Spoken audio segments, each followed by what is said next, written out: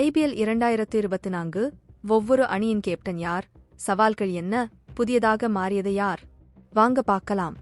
IPL 2024 ஆண்டு season இன்னும் 8 நாட்களில் தொடங்க உள்ள நிலையில், இந்த தொடரில் களமிறங்க போகும் ஒவ்வொரு அணியின் கேப்டன்கள் யார் என்பது குறித்து தற்போது பார்க்கலாம். IPL கோப்பையை வெல்ல வேண்டும் என்றால் அதில் கேப்டனின் பங்கு மிகவும் முக்கியமானதாக இருக்கும். அணியை சிறப்பாக வழி நடத்தி யுக்திகளை சரியாக அமைத்து செயல்படும் அணியே வெற்றி பெறும். இதனால் மும்பை மற்றும் CSK மட்டும்தான் இதுவரை 5 முறை கோப்பையை கைப்பற்றி இருக்கிறார்கள். இந்த நிலையில் வரும் புதிய சீசனில் 10 அணிகளின் கேப்டன் யார், அவர்களுக்கு காத்திருக்கும் சவால்கள் என்ன என்பது குறித்து தற்போது பார்க்கலாம். மும்பை இந்தியன்ஸ் அணியின் கேப்டனாக தற்போது ஹர்திக் பாண்டியா நியமிக்கப்பட்டு இருக்கிறார்.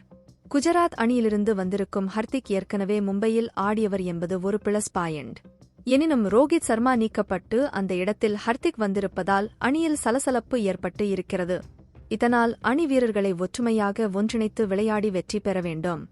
நடப்பு சாம்பியன் சென்னை சூப்பர் கிங்ஸ் அணியின் கேப்டனாக தோனி இம்முறை களமிறங்குகிறார். தோனிக்கு 42 வயதாகிவிட்டதால் அவர் இந்த தொடரில் பாதியில் கேப்டன் பொறுப்பை விட்டு செல்வார் என்று எதிர்பார்க்கப்பட்டது. ஆனால் அப்படி எந்த ஒரு திட்டமும் இல்லை என்று CSK அணி நிர்வாகம் அறிவித்துவிட்டது. தோனிக்கு காத்திருக்கும் ஒரே சவால் புதிய வீரர்களை அணியில் வழி நடத்தி பேட்ஸ்மேன் ஆகவும் விக்கெட் கீப்பர் ஆகவும் செயல்பட்டு மீண்டும் ஒருமுறை அணியை வெற்றி பாதைக்கு அழைத்து செல்ல வேண்டும் என்பது மட்டும்தான். RCB அணியின் கேப்டனாக டுப்ளிசிஸ் இம்முறை மீண்டும் செயல்படுவார். 2022 ஆண்டு முதல் RCBயின் கேப்டனாக டுப்ளசிஸ் நியமிக்கப்பட்டிருக்கிறார். 23 போட்டிகளில் டுப்ளசிஸ் தலைமையில் விளையாடிய RCB 12 வெற்றி 11 தோல்விகளை தழுவியிருக்கிறது. அணிக்குள் வந்திருக்கும் புதிய வீரர்களை வழிநடத்தி பந்துவீச்சு பலத்தை உயர்த்தி முதல் முறையாக கோப்பையை வெல்ல வேண்டும் என்ற நெருக்கடி டுப்ளசிஸ்க்கு உள்ளது.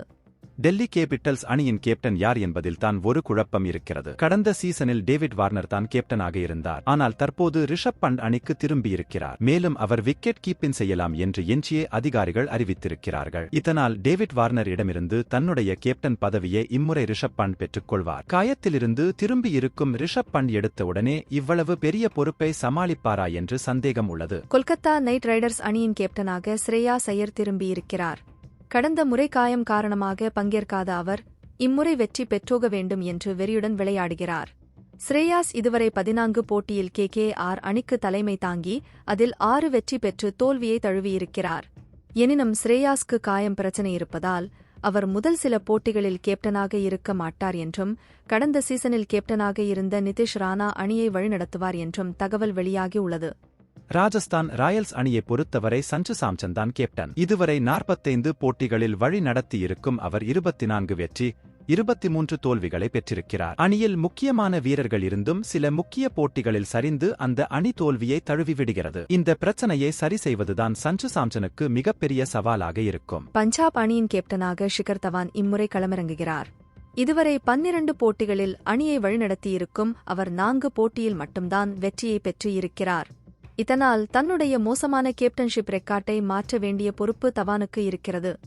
சன்ரைசர்ஸ் அணியின் கேப்டனாக பேட் கம்மின்ஸ் நியமிக்கப்பட்டிருக்கிறார். 20 கோடியே 50 லட்சம் ரூபாய் கொடுத்து சன்ரைசர்ஸ் அணி அவரை வாங்கி இருக்கிறது. பேட் கம்மின்ஸ் ஆஸ்திரேலியாவை கேப்டனாக சிறப்பாக வழி நடத்தி உலக கோப்பையை வென்று கொடுத்திருக்கும் நிலையில் அதே உத்வேகத்துடன் IPL தொடருக்கு திரும்பியிருக்கிறார். எனினும் சன்ரைசர்ஸ் அணி அவருக்கு புதியது என்பதால் அணியில் உள்ள குறை என்ன, நிறை என்ன என்பதை அறிந்து திட்டங்களை வகுப்பது பேட் கம்மின்ஸ்க்கு சவாலாக இருக்கும். லக்னோ அணியின் கேப்டனாக KL ராகுல் திரும்புகிறார். கடந்த சீசனின் போது ராகுல் காயம் காரணமாக பாதியில் வெளியேறினார். இந்த நிலையில் மீண்டும் கேப்டனாக திரும்பியிருக்கும் ராகுல் கம்பீரின் துணை இல்லாமல் எப்படி அணியை வழிநடத்தப் போகிறார் என்பது சவாலான விஷயம்தான். குஜராத் அணியின் கேப்டனாக சுப்மன் கில் நியமிக்கப்பட்டிருக்கிறார். ஸ்டார் வீரரான இவர் ஹர்திக் பாண்டியா, முகமது சாமி ஆகியோர் இல்லாத நிலையில் கேப்டனாக எப்படி செயல்பட போகிறார் என்பது ரசிகர்கள் மத்தியில் எதிர்பார்ப்பாக இருக்கிறது. கிரிக்கெட் செய்திகளை உடனுக்குடன் அறிந்து கொள்ள நியூஸ் கிரிக் சேனலை சப்ஸ்கிரைப் செய்து பாருங்கள். நன்றி, வணக்கம்.